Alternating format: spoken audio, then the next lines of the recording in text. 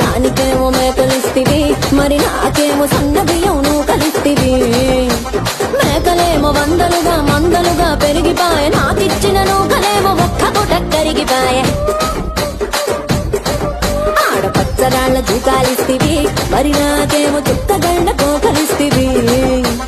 దాని చెవిలో జూకాలేమో దగా మెరిసిపాయ, నాకు పెట్టిన కోకలేమో పీలికలై సిరిగిపాయ. ఏం రసిక రాజువో మరి నా దాసు బావ నీతో ఎప్పుడింత కిరికిరి.